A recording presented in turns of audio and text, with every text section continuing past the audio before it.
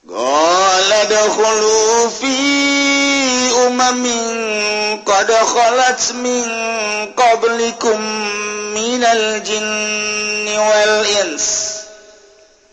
Gusti Allah nyarita hakikat nama Gusti Allah, tapi Gusti Allah teh geus mereka kawasan, geus mereka kewenangan ka khazinun nar.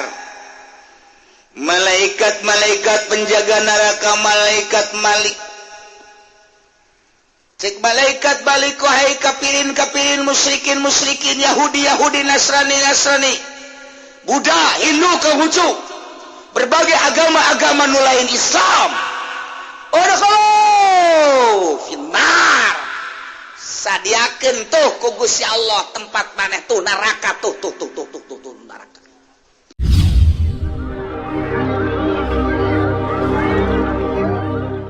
Sakumaha kamari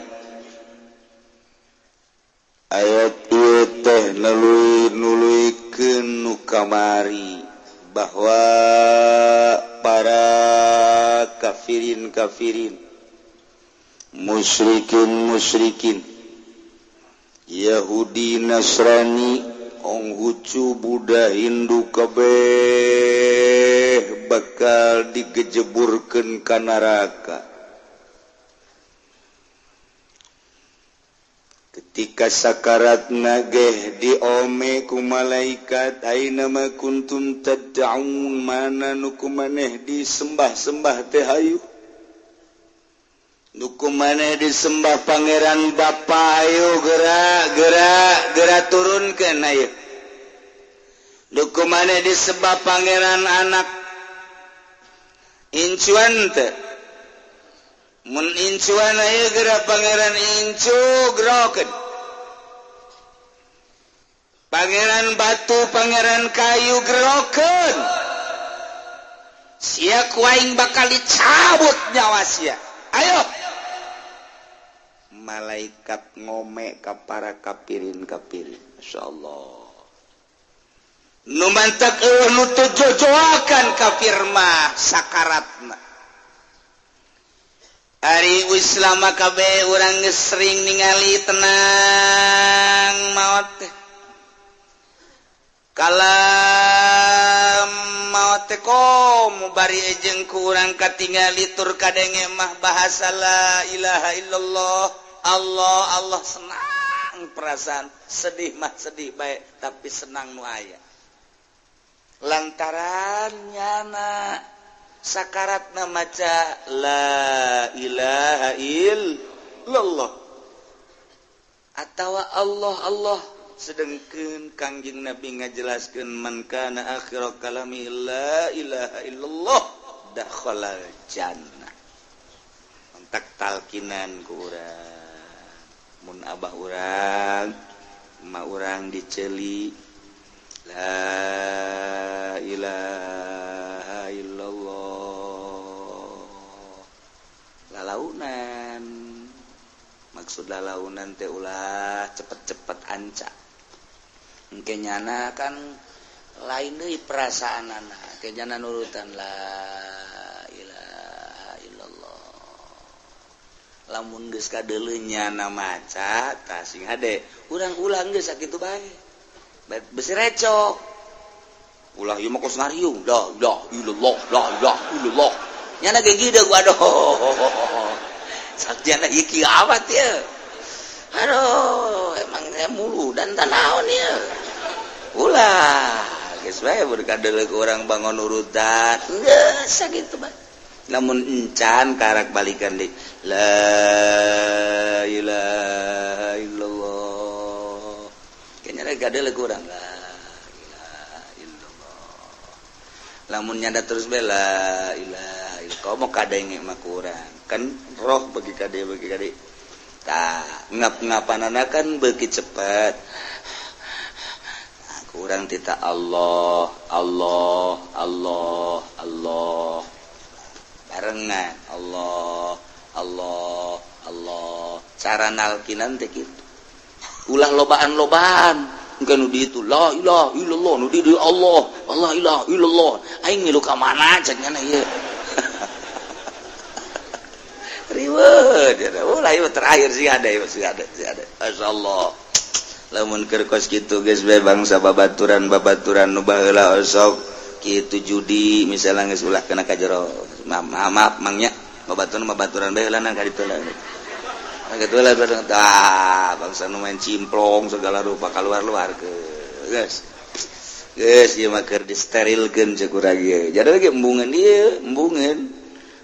nya lamun nyana bisa ngomong imkan manya ge ngomong eta babaturan aing nu eta mah inditkeun ka ditu kejeburkeun apa ka sumur kana aing bisi ka babawa ku nyana mbogeun gawe sesuai jeung situasi kebutuhan orang dahaga butuh minum orang lapar butuh dahar orang tunduh butuh sare awak urang teh kitu teteh urang teh kitu keur sakarat teu butuh jeruk teu butuh daging butuh doa jeung zikir mantap urang ngalayat kadinya mepelingan la ilaha illallah mutiara anu hese dicaritakeun urang mawa jeruk kadinya nyana geus teu ngadahar jeruk paling ge jangan anu nungguan nuhun-nuhunan ge nu nungguan nuhun Bang Haji nuhun iraha ka dieu deui Bang Haji meuli jerukna kos kitu de ames Allah tidak geus teu urusan ya da mapan aduh buku nu gering ngap-ngapan bantu teu hayang jeruk ngan apal teh ngan nyana mah hayangna zikir atau sholawat jeung berbagai zikir-zikir mentak ngeuneuheun muriang kritis gadenge nu maca Qur'an nu barapi nu ngeunaheun atuh nu ngeunaheun makhrajna lantaran nyana kan ngadengkeun yasin gadenge wal qur'anil hakim innaka laminal mursalin ala siratal mustaqim nyana komun nyaho ka makhrajna aduh pas ngeunaheun tuh karena menyanana ayeuna dibacakeun yasin makhrajna teu bagus wal qur'anil hakim innaka laminal mursalin ala siratil aing mendingan teu dibacaan cak nya teh puyang aing ngadengena kos kieu inditkeun eta kos kitu ganti habak atuh kan nya teu daya teu upaya bae ulah nu bagus joreng-joreng makhraj mah geus ulah bacanya tuturkeun qul huwallahu ahad Allahus samad sakit itu hayang aing ada kayak gitu teu hayang bisa-bisa nyana diurukan kuno gering lain ahad wah mentak nu rapi ilah malaikat jarita ka kafirin ka musyrikin aina ma kuntum tad'una min dunillah nganal kumane disembah olu cak nyana dalhu langit muncul gesti kamariku kami digerokeun ka dieu palam narahum kami teu neuleuh atuh ujung-ujung namanya wa syahidu ala anfusihim annahum kanu kafirin nyana sorangan bersaksi nyahun bahwa dirina pae kafir na'udzubillah min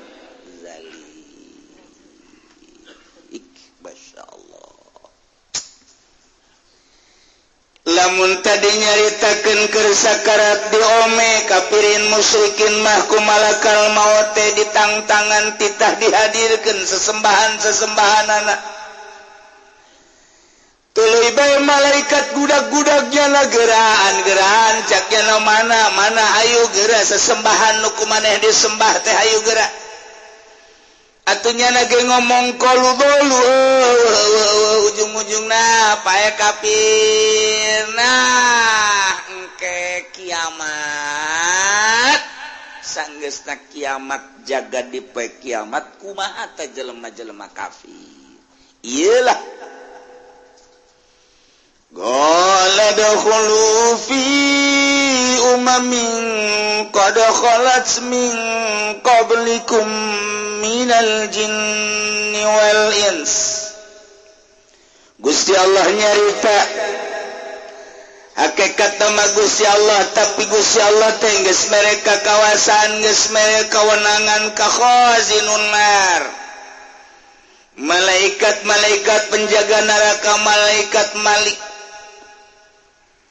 Cek malaikat balik wahai kafirin musyrikin Yahudi Nasrani Buddha, Hindu, Konghucu, berbagai agama nu lain Islam.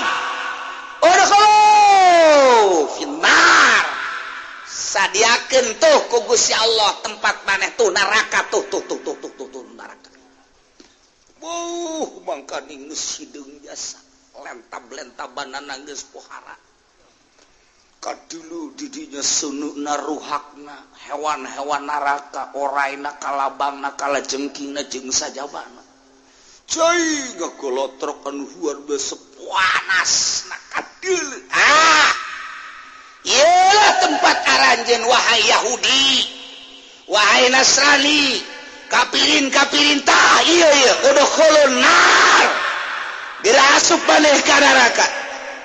Ijumlati umamin qarqarat min qablikum minal jinni wal ins, disertai beserta umat-umat nu baraheula memeh haranjeun kabeh, boh jin, boh manusia anu teu iman ka Gusti Allah, barang jeung maneh jin, manusia nu kafir tah ieu tempat tata. Insyaallah karim. Endek kumaha deui? Ya memang keur sakarat teh nya mah atuh geus sadar tadi teh wa syahidu ala anfusihim annahum kanu kafirin. Aduh, pohara. Ya ujung-ujung nama atuh ndek kumaha ge merod tinggal merod embungeun nyana teh lulumpatan ka kaler ka kidul kawetan ka kulon embung asup ka neraka. Bring kawetan. Di ditu dijaga ku malaikat ku seuneu. Ayo sia. Bring lumpat ka kulon dijaga ku malaikat seuneu deui blek. Bring ka tukang ka dijaga ku malaikat pake seuneu saiderna seuneu. Digiring make seuneu. Deuk kumaha coba ieu? Reketek nu diharap ulah nyedak atuh. Semua nyedak bae cek teh aing tuh batu nyedak lah kudu tukang. Sesedakan kieu itu kan neraka ya urang ya je. Wah ya atuh kage jebur jadi giringna make seuneu.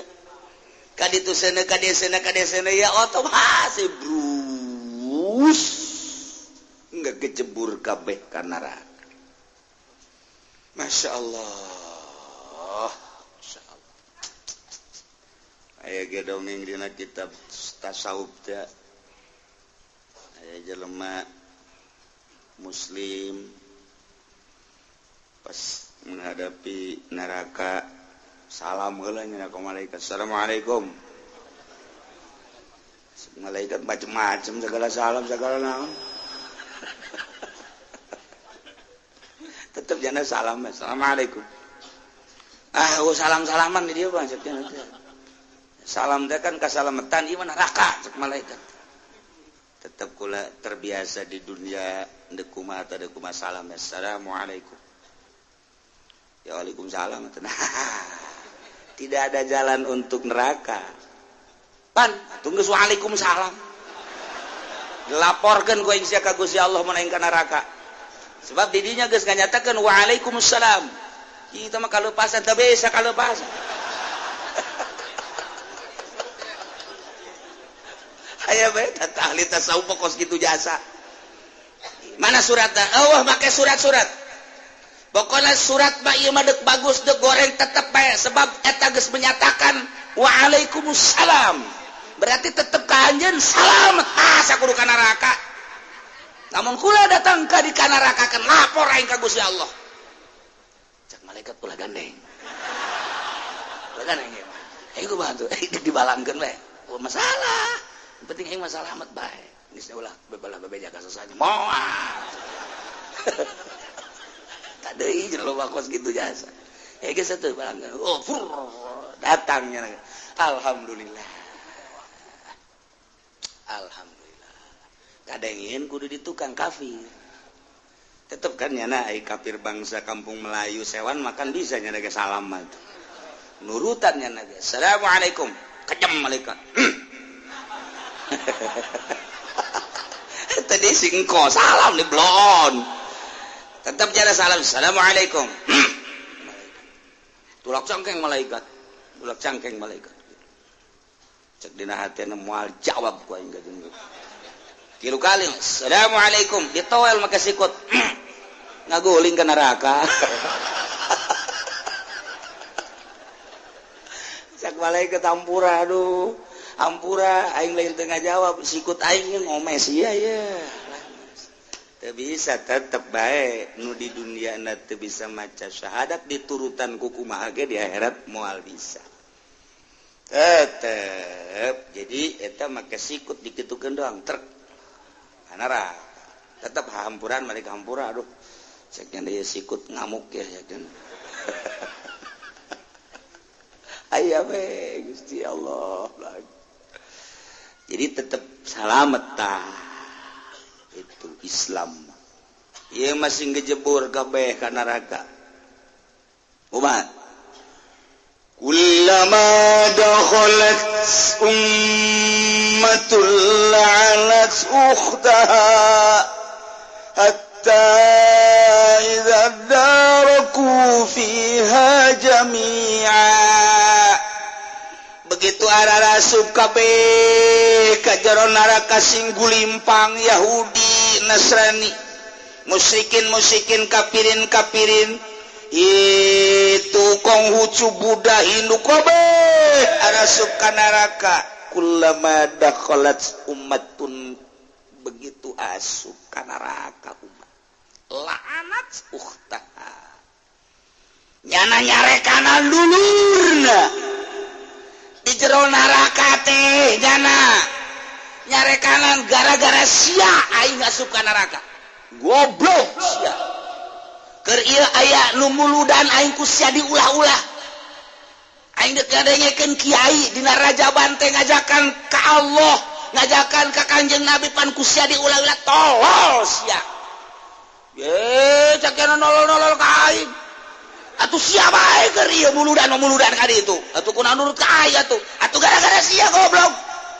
tungtung apa lain ka neraka ieu sia gelut cenah di dinya di neraka gelut atuh malaikat keke ulah gelut cek ulah gelut gelut jeung teu gelut panas bae kan di neraka gelut la'anat ukhtaha ya Allah ya Rabb paingan di penjara gelut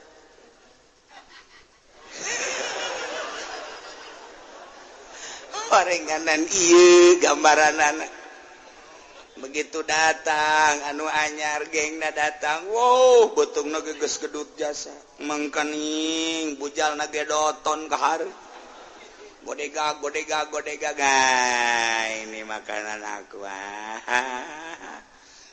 kenapa kamu masuk sini ya kamu mau bunuh ya berapa yang kamu bunuh berapa yang kamu bunuh ini kan penjara tempat pembunuhan. Siapa yang membunuh penjaranya berarti kamu ngebunuh. Kamu berapa yang kamu bunuh? 3. Kecil. 100 yang aku bunuh. Kalau kamu nggak nurut sama aku, termasuk engkau yang akan kubunuh di sini. Urutin nih tangan gua nih. Urutin, ayo. Urut. Ayo nggak mau gua tempelin lu, gua bunuh lu. Hah?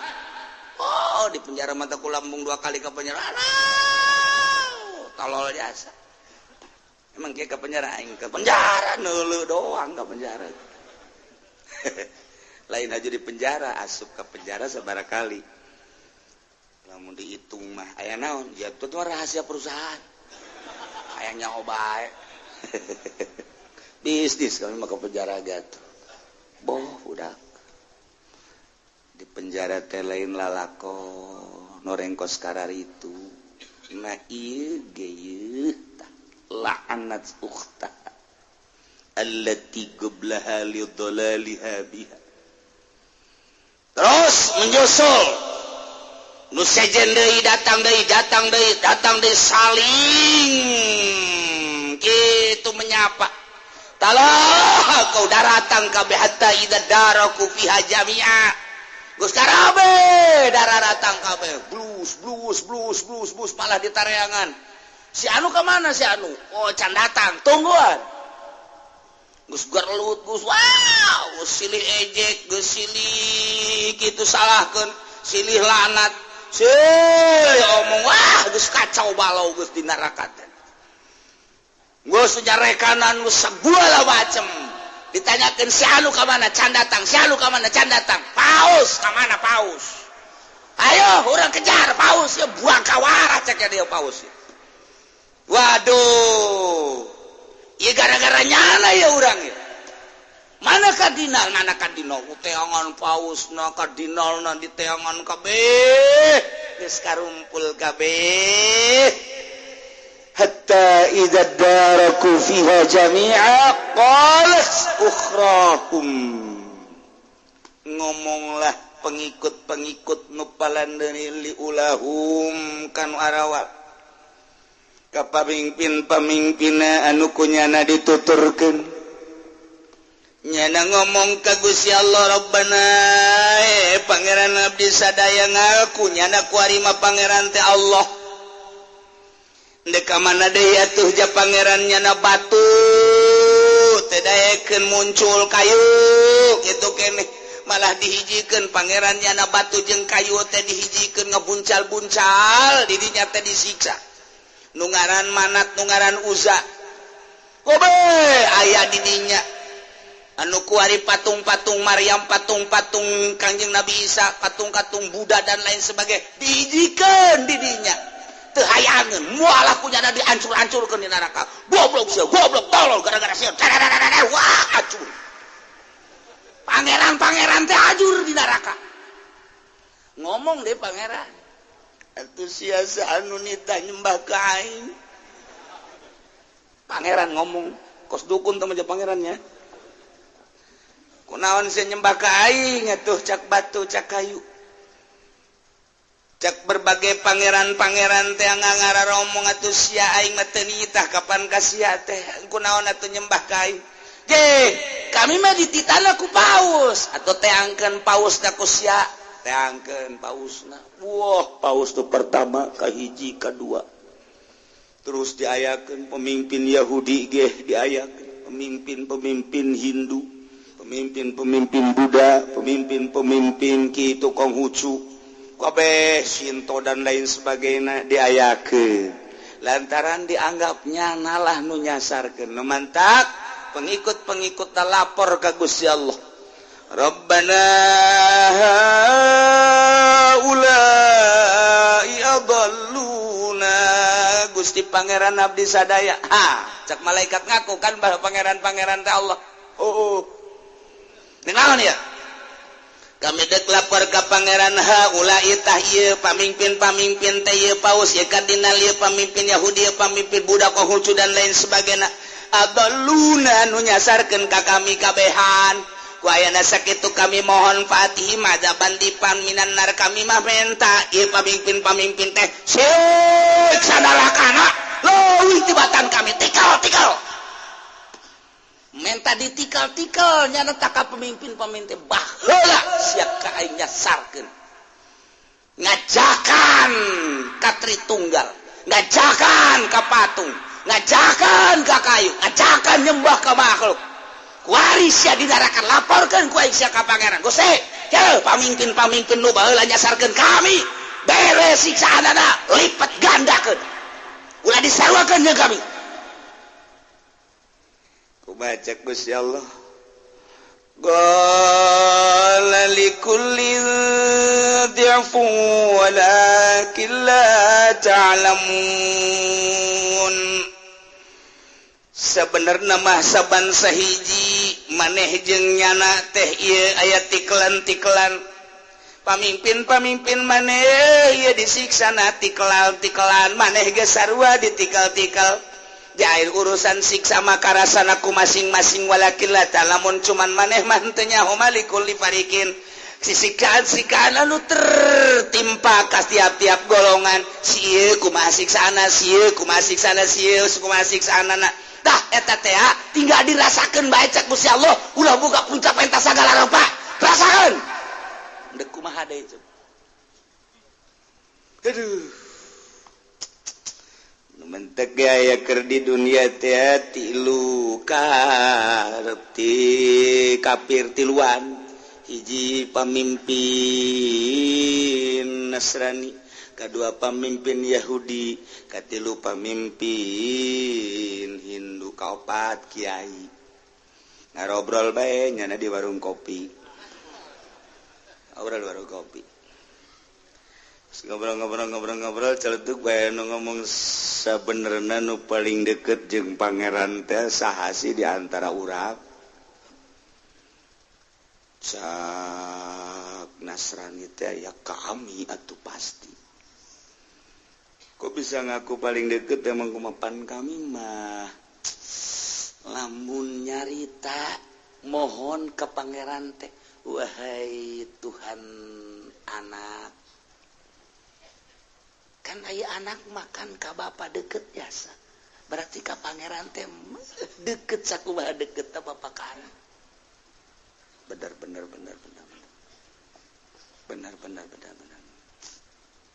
Coba saurang deui, wow, cak Katolik teh atuh kami nu leuwih deukeut mah. Emang kumaha? Atuh kami mapan Tuhan ge Bapa. Langsung Tuhan Bapa moal aya tandingna tuh, ngaran-ngaran Bapa tuh. Wow. Aya bahasa pribahasa sagalak-galakna Bapa tilok kadahar juri. Ya kan? Oke ya. Cek Hindu tetap nu paling deket ke pangeran mah kami. Emang kumaha? Pan kami maka Bapa teh ke pangeran teh Om. Om kan Hindu mah. Sinta Om. Wih, atuh Om mah moal aya duana sakeun. Bener. Kuari mah kabehan menuju ka kiai. Nah, kalau di Islam itu bagaimana? Kalau memohon kepada Tuhan itu bagaimana? Kiai gideg bae kumaha ya ini. Jadi teh ieu mah Tuhan anak ieu Tuhan Bapa ieu Om gitu kan. Ka beneran nyana di warung kopi, di hareupeun warung kopi teh aya masjid. Begitu aya masjid diajak ku nyana ka masjid kabeh. Naik ka munara. Wow, ayo ikut. Mana ini dekat sekali cek dengan Tuhan kalau masuk menara. Naik ka luhur. Makanya 50 meter mah ka luhur. Pas datang ka luhur adzan. Wow, Akbar. Tuh, itu pangerannya tuh. Itu Tuhan tuh. Mana? Tah, Allahu Akbar cek teh. Lamun maneh hayang nyaho kadeukeutan pangeran cek kiai ngagejeburkeun ka handap geura geus. Ngaragakeun maneh kapanggih ge jeung pangeran. Sia tolol. Cek kiai tolol tah kiai. Ngalojokeun batur. Mun hayang kapanggih geus ulah make carita-carita bapa anak, sagala uwa, sagala incu ulah cek teh. Geus bae tah, kadenge tah pas Allahu Akbar itu adalah Tuhan kami. Kami mah kalau ingin ketemu gampang di situ duluan. Coba sekarang menjatuhkan diri ketemu nanti sama Tuhan. Kalau nggak percaya, ayo sih ngaragakeun maneh ge. Ditolol tuh, itu tolol kabehan urang ceknya nanti.